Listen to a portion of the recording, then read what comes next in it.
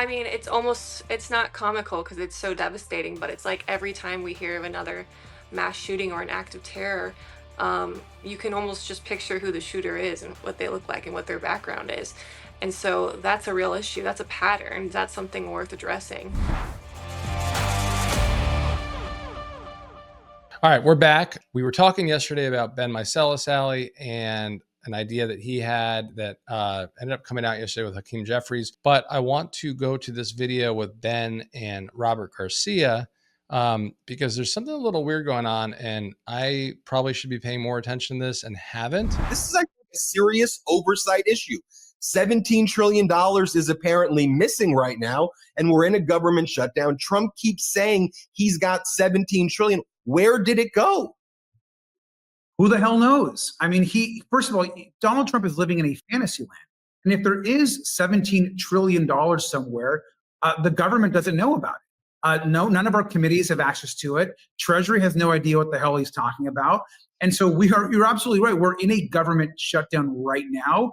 Donald Trump could actually reopen the government back up, extend healthcare subsidies, fix America's public schools, provide some subsidies to actually lower the cost of goods across this country. But we know that Donald Trump is a liar. He's either a liar or he stashed away some money somewhere in some magical way, and there's even more corruption happening. And so, look, the media needs to also get on the game here. Donald Trump is claiming that there's $17 trillion somewhere. Why isn't he being asked the question of where that money is every single minute of the day? And so this man is the most corrupt person to obviously ever be president.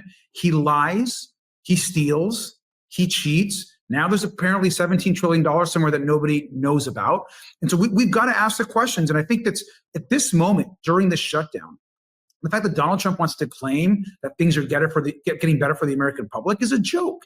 Costs are going up. Healthcare costs are going up. The grocery bill is going up. So that's why we're in this fight, because we are saying hell no to more tax cuts for billionaires, and let's actually lower the cost of healthcare, which if we stay strong as Democrats, we can actually hopefully negotiate and get done.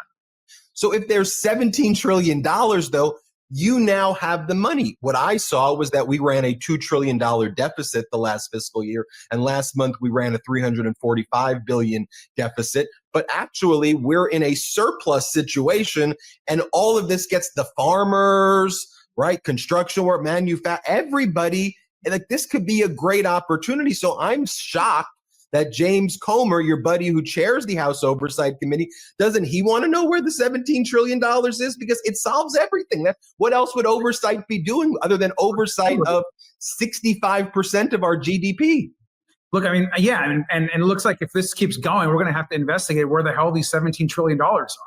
No question, because this is ridiculous that Republicans are the hypocrisy, right? I mean, Republicans are saying, on one hand, oh, there's not enough money for healthcare subsidies, and then on the other hand, they are stashing away money, giving it to their billionaire friends, doing all these tax breaks, increasing exponentially the national debt.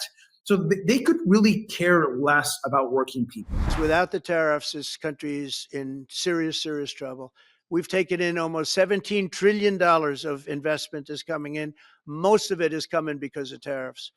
And if for some reason somebody wanted to be politically correct, I actually think it's unpolitically correct. What is your take on all this? Yeah. Look, I think there's three options. Either he's a liar, he is senile, or he has $17 trillion stashed away somewhere where nobody knows where it is.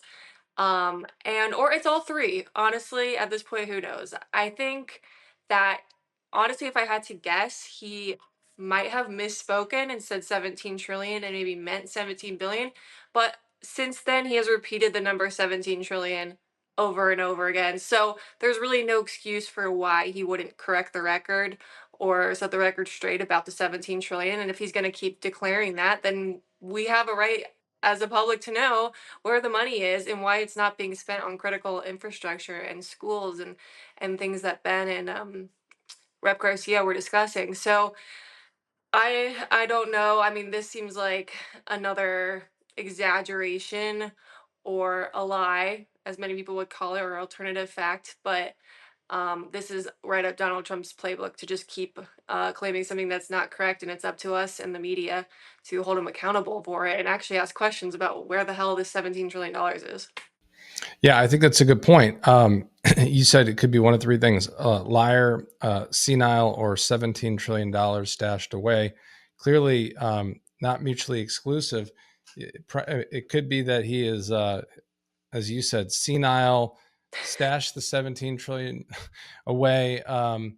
It could be that he misspoke, but again, he's repeated it, as you said, and I don't know if he's repeated it 17 times or 15 times, but it's very strange. And I think you also flagged what Ben said, which is this is wonderful news. I mean, especially when we're losing 32,000 private sector Great news. jobs. Yeah, and the ADP numbers were just awful, even though we still don't have a jobs report today, Friday, which is when we were supposed to be lied to by the Trump administration with the jobs report they put out, where if we get any real numbers, they fire people. But hopefully we're on the up and up, and it won't just be gold commercials that we're hearing about moving forward. It feels like at this point he can pretty much claim just about anything, and there's no way to fact check him thoroughly because he fires people that tell the truth. And so there's just no way to trust truly what's coming out of this administration, what's coming out of his mouth. Yeah, the only way it would be assuming we actually have elections next year, we take back the House. So let's pray, but things seem to be getting worse and worse by the day. All right, two more videos I wanted to get your reaction to. I thought this was really exciting. So like obviously the shutdown is a terrible, terrible thing. And, but it needed to happen. And I think we're both supportive of what Democrats are doing right now. But one of the glimpses of hope during the shutdown has been that because there is a lack of staffing on the mall, this statue of Donald Trump and Jeffrey Epstein is back. And for folks that don't remember, it was out there. It was permitted. They did everything they needed to do in advance. By the way, the permitting process is like not simple with the U.S. Park Service and Park Police. It requires all sorts of things. You have to write everything out. Something like this had to have full-time security. It had it all within 36 hours of it first appearing just over a week ago. Donald Trump, or a week and a half ago, Donald Trump had Park Police and others remove it in the middle of the night. Well, it was back yesterday, and then it was confirmed to be still there this morning, which is really exciting. Yeah, I mean, I'm glad it's back. It shouldn't have been removed in the first place, and so I'm glad it's rightfully back. And I know that Donald Trump sees that statue probably every day, and he gets pissed off about it. So that makes me very happy. And we may have to take a trip out there to get a photo with it. Yeah, I think we should do that. And I've said I think we're at a point where like the only one that's going to be able to remove it is like if Donald Trump hauls his ass over there to do it. But it's a beautiful picture. I think it originally was taken 7 days early because at the time it was taken like on a Tuesday, and they had a permit through Sunday or Monday at 8 p.m. But it's just a beautiful photo of two people enjoying their friendship, and the picture of that beautiful Capitol building that is controlled by Republicans on both the House and Senate side in the background. Two teenage girls are dead after a disturbed 17-year-old stalked them for months, made posts about Andrew Tate and Charlie Kirk, and live streamed himself talking about Charlie Kirk, and then allegedly rammed his Jeep into them while they were biking. When he was 12 years old, you see him posting MLB photos. This is it right here.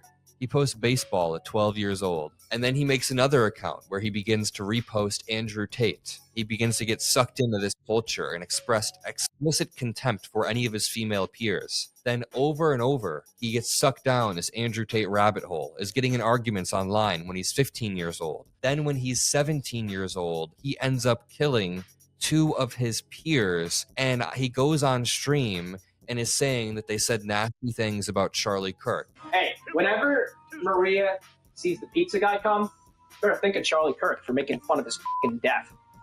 Stupid ass clown. Wait, just remember that. It is so clear how young men get sucked down these pipelines, and this is a perfect example. So I know this is a serious topic, but Mockler, who's really great at like trolling and also being funny, he's a great debater, all that kind of stuff. Tweet says, this is a terrifying end of radicalization pipeline. A boy goes from posting about baseball to consuming Andrew Tate and Charlie Kirk. Years later, he stalks and kills 2 teenage girls, then goes on a live stream to talk about his right-wing heroes. We have an issue with young white men in this country, don't you think? Yeah, and we have a issue with the young white conservative men who fall down this alt-right pipeline, who have an obsession with guns and who get radicalized into committing real violence on the internet, whether it's through like QAnon or just like consuming information from people like Charlie Kirk and Andrew Tate and um, Steven Crowder, who are basically saying like, hey, you need to fight to protect your country and you need to like fight to keep the life that you live the way that it is and keep order in this country. And so we keep seeing that again and again, where whether it was the Evergreen school shooting or even Charlie Kirk's killer, it's it's young men who were raised around guns in conservative families for the most part. And then they have access to guns as they grow up. And that's ultimately the result of what happens. And so I think we need to take a hard look at why that keeps happening and why it's important to have not only safety around weapons, but also to not be introducing children to that culture so young and so early. And Republicans will continue to try to blame left-wing violence or like left-wing people or trans people for the violence that's been occurring. But almost every time it's a conservative MAGA alt-right person who actually is mad that Republicans aren't right enough. So we definitely have a real issue with this, and this is something that needs to be addressed. We got a mental health problem. We got a young white conservative radicalized white male problem. We got a gun problem. I think there's like 4 guns in the U.S. for every individual in the U.S. But you think at some point they would step up and fear that like their school could be next because of what they're doing. I mean, it's not comical because it's so devastating, but it's like every time we hear of another mass shooting or an act of terror, you can almost just picture who the shooter is and what they look like and what their background is. And so that's a real issue. That's a pattern. That's something worth addressing. And so, yeah, I mean, it is disturbing that this kid ended up murdering two young girls for something they said in jest, and now his life is ruined and their life is ruined, and it's unfortunate. This was a lot of fun. We should do this regularly. I don't see enough at home. Yeah, if your audience wants me back, I'll come back. This was fun. And we will make sure to put all your handles and all that kind of stuff. This was a lot of fun. I'll sign off from my spaceship for now. And I know you got stuff to do, but thank you for being back. Thank you. Bye.